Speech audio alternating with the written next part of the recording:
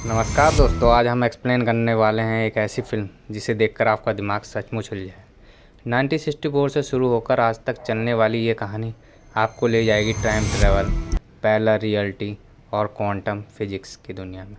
Film का नाम है ब्लैक और ये फिल्म आपको सोचने पर मजबूर कर देगी कि असल में हमारी ज़िंदगी सिर्फ एक रियलिटी है या फिर कई रियलिटी एक साथ चल रही है। तो चलिए बिना टाइम वेस्ट किए शुरू करते हैं कहानी।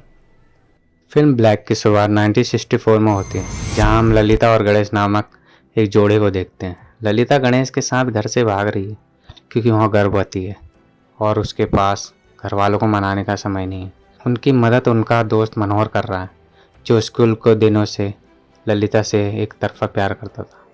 मनोहर का दिल टूट जाता है जब वह ललिता को गणेश के साथ देखता है।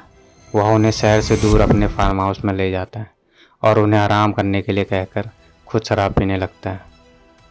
दुख और जलन से भरकर मनोहर बदला लेने का फैसला करता है और अपनी गन लेकर गाड़ी के पास जाता है। तभी उसे एक अजीब आवाज़ सुनाई देती है, एक रहस्यमय ब्लैक होल जैसा अंधेरा दिखाई देता है। जैसे ही वह उसे पार करता है, उसे गोलियों की आवाज़ सुनाई देती है। वह वापस भागकर बेडरूम में जाता है तो देखता है कि ललिता और गणेश को गोली मार दी गई है। मरने से पहले गणेश मनोहर से पूछता है, तुमने ऐसा क्यों किया? मनोहर स्तंभ रह जाता है। कहानी आगे बढ़ती है और अब हम उपलापक्कम पुलिस स्टेशन में वसंत नामक एक व्यक्ति से मिलते हैं, जिसकी पत्नी आर्य गायब हो चुकी है। वसंत पुलिस को बताता है कि अगर वह समझना भी चाहे तो ये यकीन नहीं करेंगे। यहाँ से कहानी पिछले 48 घंटों में चली जाती है। वसंत और आर्य अपना नया बीच हाउस देखने जा रहे थे। रास्ते में एक सर्कल में एक एजेंट स्टैचू है जिसे 1964 के बाद से हिलाया नहीं जा सका है। विला का मैनेजर उन्हें बताता है कि पूरे इलाके में वे अकेले रहने वाले हैं। रात में उन्हें एक बेनाम पेंटिंग गिफ्ट में मिलती है, जिससे वे हैरान होते हैं क्योंकि उन्होंने किसी का अपना पता नहीं बताया था। तभी वसंत का दोस्त सुरेश अचानक आ जाता है और कहता है कि वसंत ने उसे इमरजेंसी कॉल किया था, जबकि वसंत को ऐसा कोई याद नहीं होता। बाद में पता चलता है कि कॉल वर्तमान समय से 1 घंटे आगे के समय पर आया था। इसके बाद लाइट चले जाने पर जनरेटर ऑन करने के बाद आर्य को लगता है कि कोई उन्हें देख रहा है। खिड़की से बाहर देखने पर उन्हें सामने वाले विला में रोशनी दिखाई देती है। जांच करने जाने पर रास्ते में उन्हें वही ब्लैक होल जैसा अंधेरा दिखता है जो 1964 में मनोहर ने देखा था। सामने वाले विले की खिड़की से झांकने पर वे अपनी ही डबल को वहां बैठा देखकर स्तंभ रह जाते हैं। सब कुछ बिल्कुल एक जैसा है। डरकर भागते समय गमला गिरने से उनके पति उनके अपने विले की खिड़की के पास भी वैसा ही गमला गिरा मिलता है। वे गाड़ी से भागने की कोशिश करते हैं, लेकिन बार बार उस ब्लैक एरिया को पार करके एक ही जगह पर घूमते रहते हैं। वे समझ जाते हैं कि वे फंस चुके हैं। वापस घर आने पर वे पाते हैं कि घर तहस नहस है। आर्य पुलिस को कॉल करती है और वसंत सुरेश को, लेकिन सुरेश कहता है कि वह कभी वहां आया ही नहीं। टाइमलाइन उलझने लगती है। वसंत को एहसास होता है कि हर बार वे उस ब्लैक एरिया को पार करते हैं तो एक अलग वास्तविकता में चले जाते हैं। वह दूसरी रियलिटी में अपने आप से संवाद करने की कोशिश करता है, लेकिन नोट्स के जरिए पता चलता है कि दूसरा वसंत शत्रुतापूर्ण है। जल्द ही एक दूसरा वसंत उनके घर पे आ घुस आता है और दोनों में भयंकर मारपीट होती है।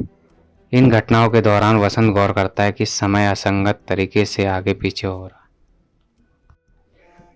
आखिरकार वसंत और आर्य जानबूझकर ब्लैक एरिया को पार करते हैं और एक ऐसी रियलिटी में पहुंच जाते हैं जहां वसंत का अपनी पत्नी की सहेली प्रभा के साथ अफेयर चल रहा है। आर्य को यह देखकर बहुत दुख होता है और वह गुस्से में अकेले ही ब्लैक एरिया में कूद जाती है। वसंत उसके पीछे जाता है, लेकिन वह अलग अलग रियलिटीज़ में खो जाती है। वसंत उसे ढूंढने के लिए एक रियलिटी में भटकता है।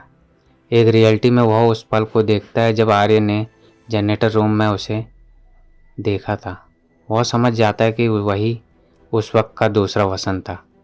थक हार कर जब वह बैठा होता है, तभी ब्लैक एरिया गायब हो जाता है और पुलिस आकर उसे गिरफ्तार कर लेती है। वसंत पुलिस स्टेशन से भाग निकलता है और उसे एजेंट स्टैचू के पास पहुंचता है, जहां उसे बूढ़ा मनोहर मिलता है। मनोहर उसे सब कुछ समझाता है।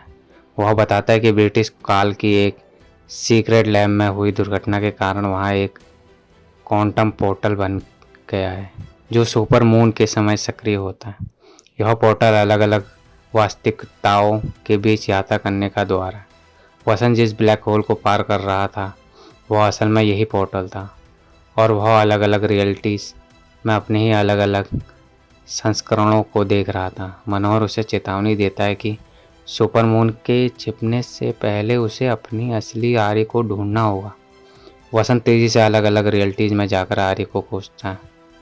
आखिरकार वह एक रियलिटी में पहुंचता है जहां आर्य गायब है और पुलिस व सुरेश के साथ उसे ढूंढ रहे हैं।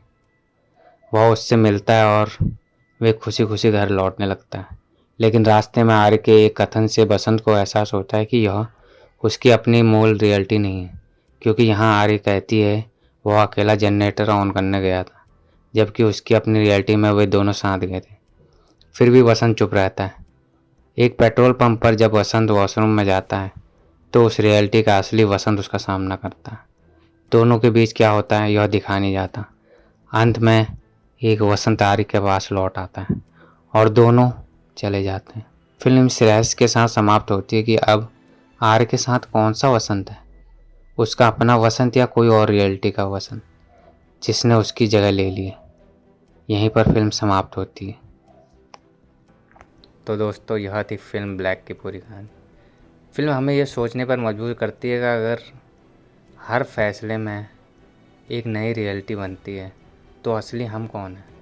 क्या वसंत अपनी सही रियलिटी में आर्य को पाया या फिर वो किसी और टाइमलाइन का हिस्सा बन गया?